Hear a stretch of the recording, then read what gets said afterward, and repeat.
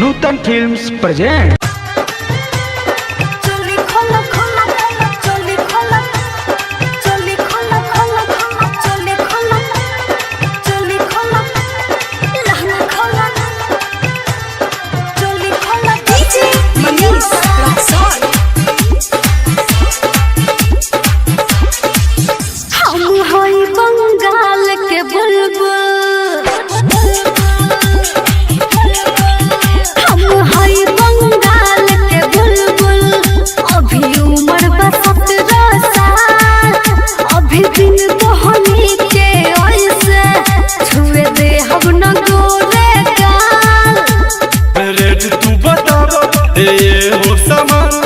रात भर चली आज तोहरो दुकान करे धन कुटिया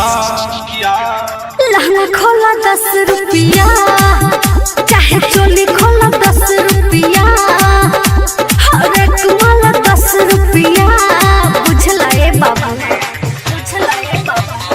recording by Saraswati studio Muzaffarpur DJ Manish Raxaul.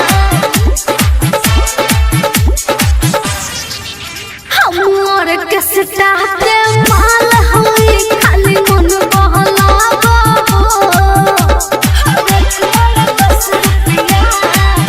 जे दाम लगी से दे हम पहले चीज देखाब हो बड़ी पसंद ले ले हम तनी कोरा में आब हो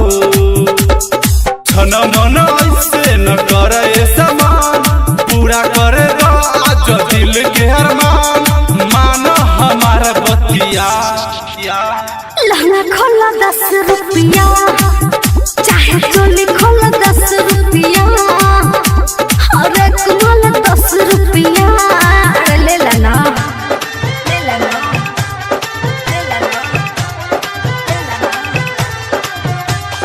डीजे मनीष रक्सौल।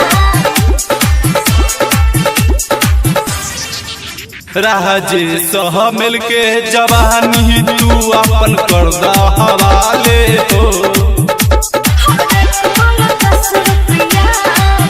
तू कतनो करबा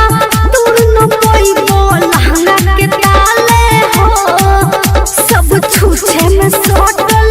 चाहता नहीं नोट निकाले हो